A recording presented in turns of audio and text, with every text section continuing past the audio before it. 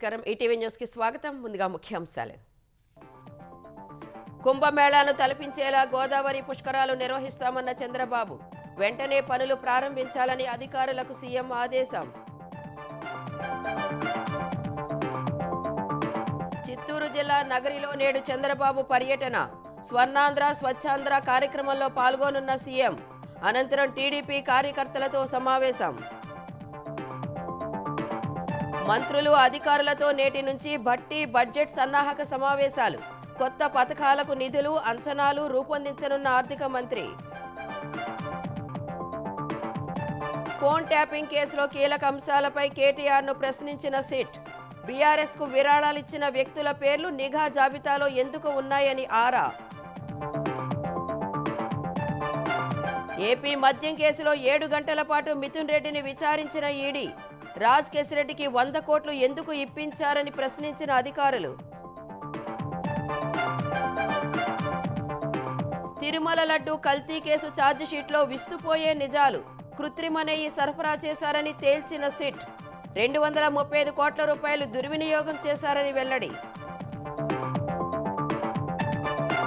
అత్యాధునిక వసతులు సువిశాల భవనాలతో సుప్రీంకోర్టు నూతన ప్రాంగణం. 50 ఏళ్లకు సరిపడేలా వసతుల కల్పన జరుగుతోందన్న సీజేఐ.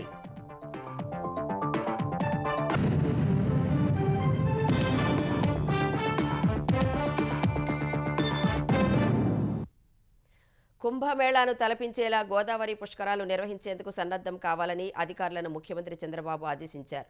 ఇంకా 18 నెలల సమయమే ఉన్నందున పనులు వెంటనే ప్రారంభించి వేగంగా కొనసాగించాలని సూచించారు.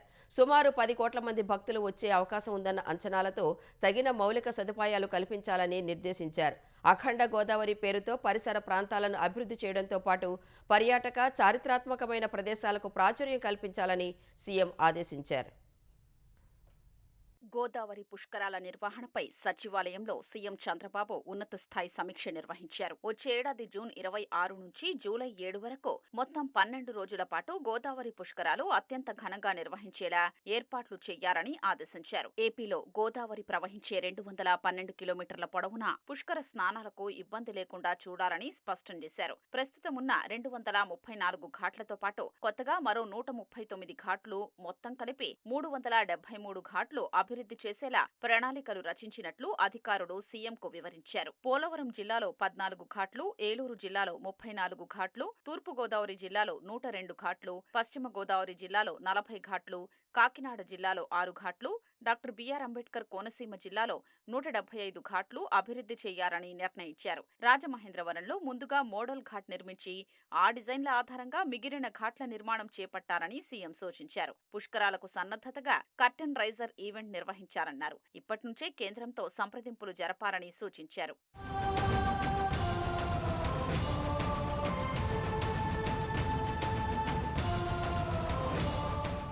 వసతి సమస్యను తీర్చేలా టెంట్ సిటీల్ని హోమ్ స్టేలను అందుబాటులోకి తీసుకురావాలని సీఎం సూచించారు. ఘాట్లలో రద్దీని ఎప్పటికప్పుడు క్రమబద్ధీకరించేలా చూడాలన్నారు. ఘాట్లలో రాకపోకలకు రూట్ మేనేజ్మెంట్ రూపొందించాలన్నారు. వాహనాలు ఘాట్ల వరకు రాకుండా పార్కింగ్ ప్రాంతాల్ని ఎక్కడికక్కడ ఏర్పాటు చేయాలని నిర్దేశించారు. ట్రాఫిక్ ఇబ్బందులు, వాహన రద్దీ, టెంట్ సిటీలో అగ్ని ప్రమాదాలు వంటి ఘటనలు తలెత్తకుండా చర్యలు చేపట్టాలన్నారు. ఇందుకు ఆర్టిఫిషియల్ ఇంటెలిజెన్స్ డ్రివెన్ క్రౌడ్ మేనేజ్మెంట్ను, ఆర్టీజీఎస్ సేవల్ని వినియోగించుకోవాలన్నారు. భద్రతా చర్యలు, సేవల విషయంలో ఎక్కడా మానవ ప్రయత్నంలో లోటుపాట్లు ఉండకూడదన్నారు. వివిధ ప్రాంతాల నుంచి ఏపీకి భక్తులు వచ్చేందుకు వీలుగా రహదారులన్నీ అభివృద్ధి చేయాలని ఆదేశించారు. సమీక్షలో 6 జిల్లాల కలెక్టర్లు, ఎస్పీలతో వీడియో కాన్ఫరెన్స్ ద్వారా మాట్లాడిన సీఎం అఖండ గోదావరి పేరుతో గోదావరి పరిసర ప్రాంతాల్ని అభివృద్ధి చెయ్యాలన్నారు. పర్యాటక చారిత్రాత్మకమైన ప్రదేశాలకు ప్రాచుర్యం కల్పించాలని సూచించారు. పోలవరం వంటి ఏజెన్సీ ప్రాంతాల్లోని ఘాట్లకు సెల్ సిగ్నల్ సమస్య ఉత్పన్నం కాకుండా చర్యలు తీసుకోవాలన్నారు. పుష్కరాలకు సుదూర ప్రాంతాల నుంచి వచ్చేవారిని ఆదరించి ఆతిథ్యమిచ్చేలా స్థానిక ప్రజల నుంచి సహకారం తీసుకోవాలని, ప్రజా భాగస్వామ్యంతోనే పుష్కరాలు విజయవంతమవుతాయని సీఎం అన్నారు. భాషిణి యాప్ ద్వారా అన్ని భాషల భక్తులకు సేవలు అందించగలగాలని చెప్పారు. పారిశుద్ధ్యం విషయంలో ప్రత్యేక శ్రద్ధ తీసుకోవాలన్నారు.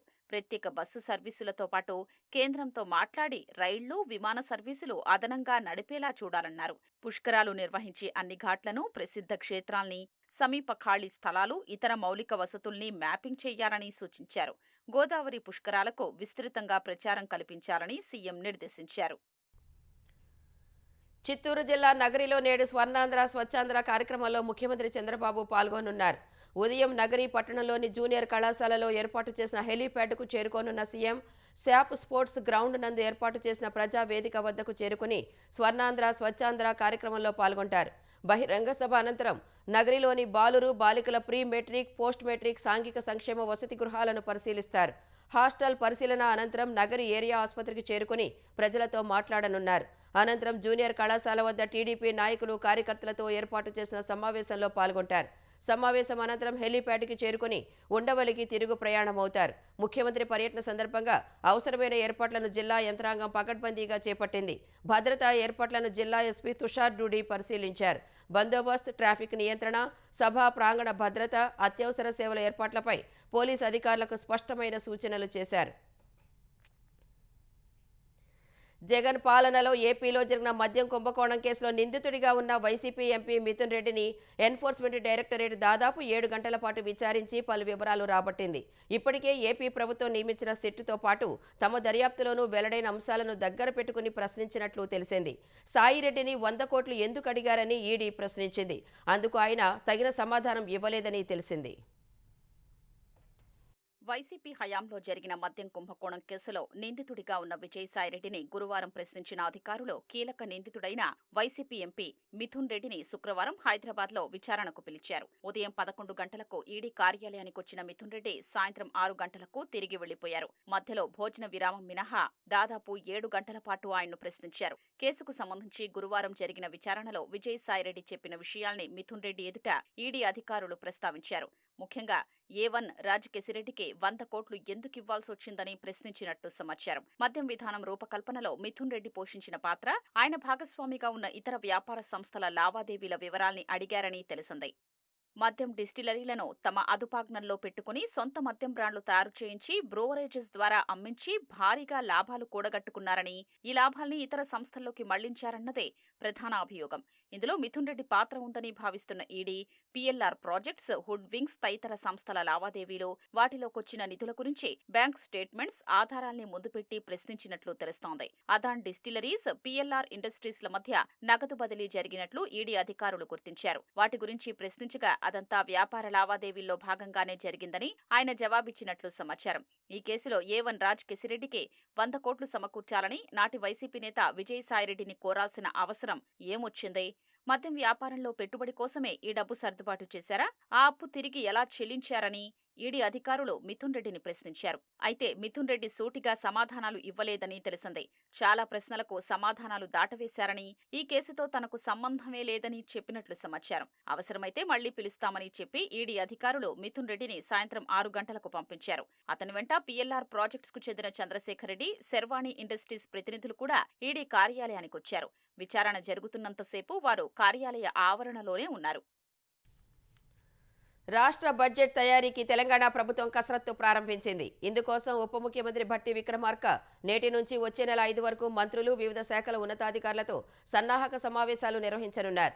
ఆయా శాఖల పరిధిలోని పథకాల ఖర్చులు, అమలుకు సంబంధించిన ఇతర అంశాలపై సమాలోచనలు చేయనున్నారు. పలు సందర్భాల్లో ప్రభుత్వం చేసిన ప్రకటనల మేరకు కొత్త పథకాలు, కార్యక్రమాలను దృష్టిలో పెట్టుకుని వాటికి అవసరమైన నిధులు, అంచనా వ్యయాలపై ప్రత్యేకంగా చర్చించి పద్దులు ఖరారు చేయనున్నారు. వీటితో పాటు కేంద్ర ప్రభుత్వ ప్రాయోజిత పథకాలకు అనుగుణంగా ఇప్పటికే ఆయా శాఖల అధికారులు బడ్జెట్ అంచనాలను సిద్ధం చేయనున్నారు. ఆయా శాఖల నుంచి ప్రతిపాదనలు ఆర్థిక శాఖ సేకరించింది.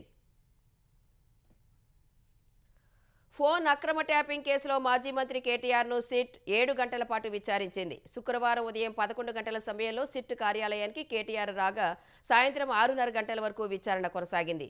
ప్రధానంగా బీఆర్ఎస్కు సమకూరిన ఆర్థిక లావాదేవీలపై పార్టీ కార్యనిర్వాహక అధ్యక్షుడి హోదాలో ఉన్న ఆయన్ను విచారించినట్లు సమాచారం. విరాళాలు సమకూరడం వెనుక ఫోన్ అక్రమ ట్యాపింగ్ వ్యవహారం ముడిపడి ఉందా అనే కోణంలో సిట్ విచారణ సాగినట్లు తెలుస్తోంది. ఫోన్ అక్రమ ట్యాపింగ్ వ్యవహారంలో మాజీ మంత్రి కేటీఆర్ను ప్రత్యేక విచారణా బృందం లోతుగా విచారించింది. పలు అంశాలపై ఆయన్ను అధికారులు ప్రశ్నించినట్లు సమాచారం. బీఆర్ఎస్కు ఎలక్టోరల్ బాండ్లు, విరాళాలు సమర్పించిన పలువురు వ్యాపారుల ఫోన్లు నిఘాలో ఉన్నట్లు సిట్కు ఆధారాలు లభించిన నేపథ్యంలో పలు ప్రశ్నలు అడిగినట్లు తెలిసింది.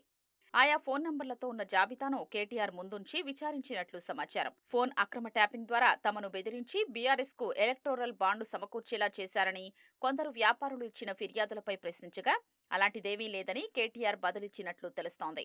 వ్యాపారులు తమకు స్వచ్ఛందంగానే విరాళాలిచ్చారని చెప్పినట్లు తెలిసింది.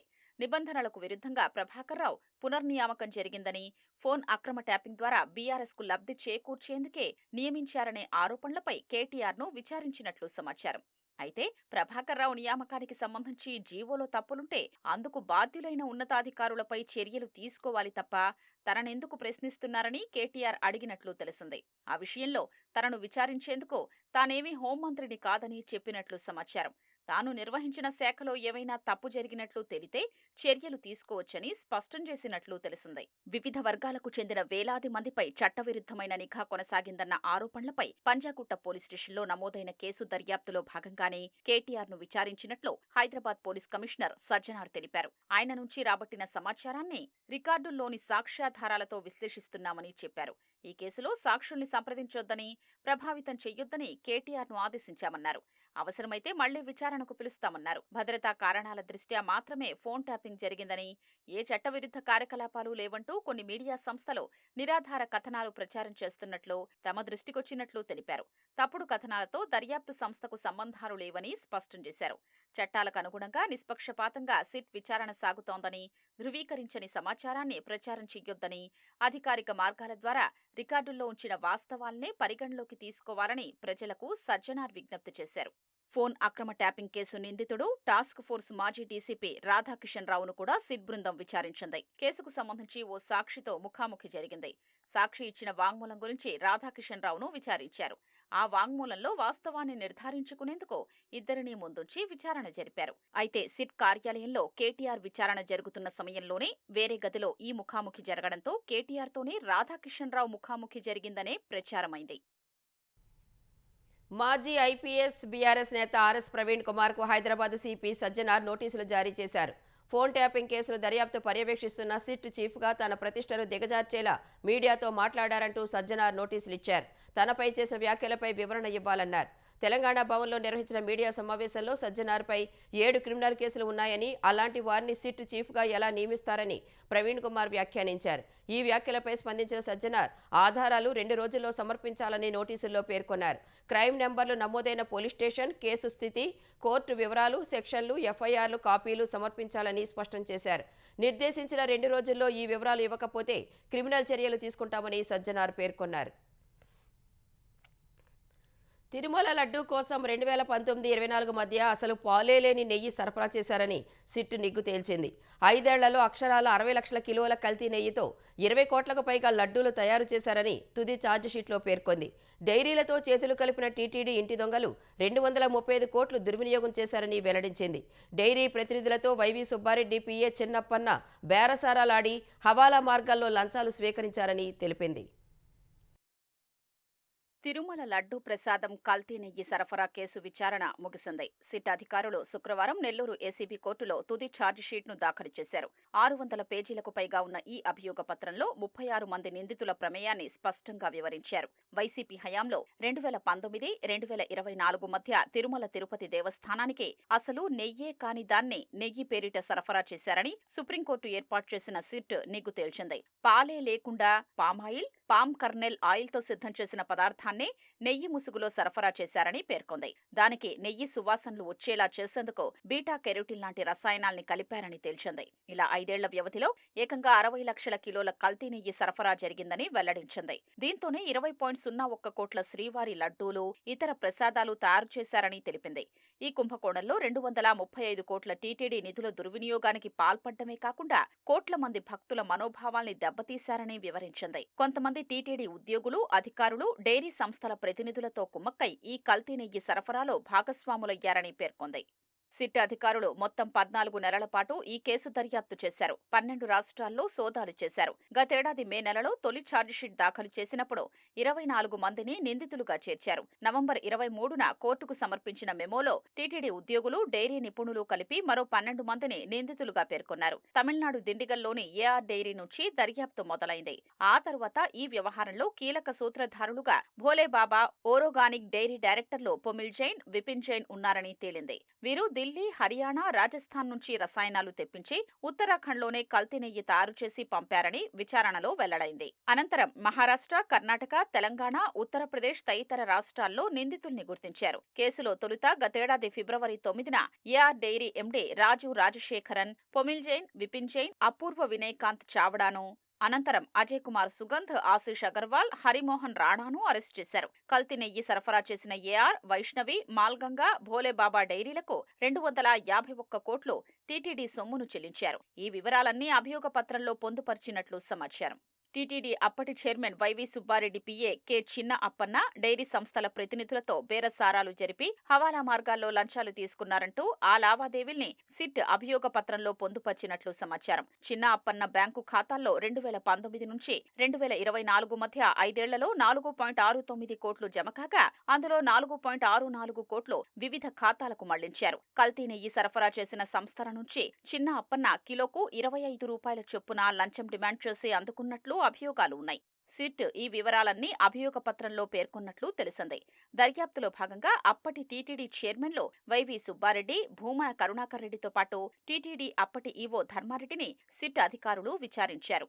టీటీడీ పాలక మండలిలో ఎక్స్ అఫీషియో సభ్యుడిగా ఉన్న చెవిరెడ్డి భాస్కర్ రెడ్డి, అప్పట్లో కొనుగోలు కమిటీలో సభ్యులుగా ఉన్న ప్రస్తుత మంత్రి కొలుసు పార్థసారథి, కోవూరు ఎమ్మెల్యే వేమిరెడ్డి ప్రశాంత్ రెడ్డిను ప్రశ్నించారు. ఆ విచారణ అంశాల్ని ఛార్జిషీట్లో పొందుపర్చినట్లు తెలిసింది. తిరుమలకు నెయ్యి సరఫరా చేసే టెండర్లలో పాల్గొనేందుకు కఠిన నిబంధనలు ఉండేవి. 2019లో వైసీపీ అధికారంలోకి వచ్చిన తర్వాత ఆ నిబంధనల్ని పూర్తిగా సడలించేశారు. టెండర్లలో పాల్గొనే డైరీ పాలు సేకరించాల్సిన పని లేదని, వెన్న సేకరణ, నెయ్యి ఉత్పత్తి సామర్థ్యంతో సంబంధం లేదని, డైరీ 3 ఏళ్ల కార్యకలాపాలు చెయ్యక్కర్లేదని, ఏడాది చాలని 250 కోట్ల టర్నోవర్ అవసరం లేదని, 150 కోట్లుంటే చాలని నిబంధనలు మార్చేసింది. వైవి సుబ్బారెడ్డి టీటీడీ పాలక మండలి చైర్మన్ గా ఉన్నప్పుడు ఇదంతా జరిగింది. ఈ నిబంధనల సడలింపు వల్లే కల్తీ నెయ్యి సరఫరా సంస్థలకు అవకాశమిచ్చినట్లయిందని సిట్ అభియోగ పత్రంలో పొందుపర్చినట్లు తెలిసింది. రాజధాని అమరావతి కోసం భూములిచ్చిన రైతులకు ప్లాట్ల కేటాయింపు వేగవంతం చేసినట్లు పురపాలక శాఖ మంత్రి నారాయణ వెల్లడించారు. నిన్న ఒక్కరోజే 496 ప్లాట్ల కేటాయింపు పూర్తయిందని, మిగిలిన రైతులకు ఈ నెల 28న లాటరీ ద్వారా ప్లాట్ల కేటాయింపు చేస్తామని తెలిపారు. ప్లాట్లు పొందిన రైతులకు వెంటనే రిజిస్ట్రేషన్ చేసుకునేలా ఏర్పాట్లు చేసినట్లు వివరించారు.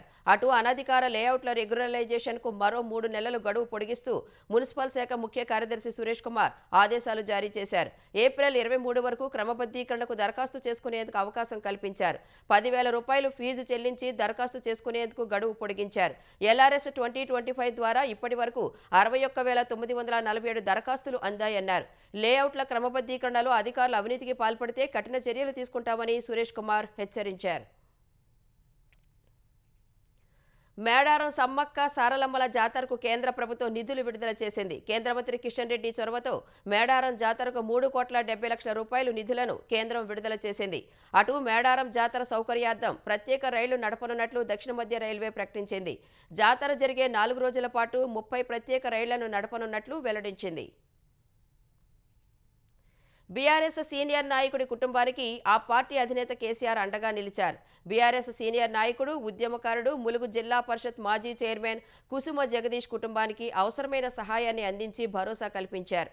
పార్టీ ఆవిర్భావం నుంచి క్రియాశీలకంగా పనిచేసిన జగదీష్ 2 ఏళ్ల క్రితం అనారోగ్యంతో మృతి చెందారు. ఆయన కుమార్తె సుకీర్తి వైద్య విద్య చదవాలనే ఆశయంతో ఉన్న విషయం పార్టీ నాయకుల ద్వారా తెలుసుకున్న కేసీఆర్ ఆమె చదువుకు అవసరమైన ఫీజును చెక్ రూపంలో ఎర్రవెల్లిలోని ఆయన నివాసంలో అందించారు. చదువులో రాణించాలని, కుటుంబానికి పార్టీ అండగా ఉంటుందని సుకీర్తిని ఆశీర్వదించారు. ఈనాడు 50, ఈటీవీ 30 వసంతాల వేడుక నేడు నెల్లూరులో జరగనుంది. ఏసీ సుబ్బారెడ్డి క్రీడా ప్రాంగణంలో నేటి సాయంత్రం 6 గంటల నుంచి నిర్వహించనున్నారు. సినీ గీతాలు, నృత్య ప్రదర్శనలతో ప్రేక్షకులను ఉర్రూతలూగించేలా కార్యక్రమాలు ఉంటాయని నిర్వాహకులు తెలిపారు. ప్రముఖ సినీ నేపథ్య గాయని గాయకులు ఎస్పీ చరణ్, మోహన్, రమ్య బెహ్రా, మాలతీ లక్ష్మణ్, దినకర్ శ్రీకృష్ణ సహా పలువురు పాటలతో హుషారెత్తించనున్నారు. బుల్లితెర నటీనటులు మానస్, ఝాన్సీ బృందం డ్యాన్సులతో అలరిస్తారు. బుల్లితెర ప్రయోక్త ప్రదీప్ యాంకర్గా వ్యవహరిస్తారు. ఆద్యంతం వినోదభరితంగా సాగే ఈ కార్యక్రమానికి పాసులు పంపిణీ చేశారు. ఢిల్లీలో కొలువుదీరిన సుప్రీంకోర్టు ప్రాంగణం అత్యాధునిక వసతులతో, సువిశాల భవనాలతో సరికొత్త రూపును సంతరించుకోనుంది. వచ్చే 50 ఏళ్లకు సరిపడేలా మౌలిక వసతుల కల్పన జరుగుతోందని సుప్రీంకోర్టు ప్రధాన న్యాయమూర్తి జస్టిస్ సూర్యకాంత్ వెల్లడించారు. న్యాయవాదులు, కక్షిదారులకు ట్రాఫిక్ ఇబ్బందులు నివారించడానికి మెట్రో రైలు నేరుగా కోర్టు ప్రాంగణంలోకి వచ్చేలా ప్రణాళికలు రూపొందిస్తున్నట్లు చెప్పారు. సుప్రీంకోర్టు భవనంలో ఇప్పుడున్న వారసత్వ భవనాన్ని యథాతథంగా ఉంచి మిగతా అవసరాల కోసం కొత్త భవన నిర్మాణం పనులు వేగంగా జరుగుతున్నాయని సీజేఐ తెలిపారు. అందులో ఒకేసారి 17 మంది న్యాయమూర్తులు కూర్చునేలా విస్తృత రాజ్యాంగ ధర్మాసనం ఉంటుందన్నారు. 15, 13 మంది జడ్జిలతో కూడిన మరో 2 రాజ్యాంగ ధర్మాసన కోర్టులు కూడా సిద్ధమవుతున్నాయని జస్టిస్ సూర్యకాంత్ చెప్పారు. శుక్రవారం ఉదయం Hyderabad metropolitan development authority versus Cyberabad express way limited case విచారణ సమయంలో ఢిల్లీలోని ట్రాఫిక్ సమస్యలు ప్రస్తావనకు రాగా సీజేఐ ఈ విషయాలను తెలిపారు. నూతన మౌలిక వసతుల పనులు పూర్తయితే మరో 50 ఏళ్లు ఎలాంటి సమస్యలు ఉండవని వెల్లడించారు. మహిళా న్యాయవాదులకు ప్రత్యేక బాత్రూమ్, హాల్, క్యాంటీన్, లైబ్రరీ, ఎస్కలేటర్లు, లిఫ్ట్లు నిర్మిస్తున్నట్లు సీజేఐ వివరించారు. 4 ఏళ్లుగా కొనసాగుతున్న రష్యా ఉక్రెయిన్ యుద్ధానికి ముగింపు పలికే లక్ష్యంతో అమెరికా మధ్యవర్తిత్వంతో శాంతి చర్చలు యునైటెడ్ అరబ్ ఎమిరేట్స్ యుఏఈ రాజధాని అబుదాబిలో ప్రారంభమయ్యాయి. చర్చలు ప్రారంభానికి ముందే రష్యా ఓ షరతు విధించింది. యుద్ధం నిలిపివేయాలంటే డాన్బాస్ ప్రాంతం నుంచి ఉక్రెయిన్ సేనలు వైదొలగాల్సిందేనని తనను కలిసిన అమెరికా కొన్నారు. 2 రోజుల పాటు చర్చలు కొనసాగుతాయని తెలిపారు.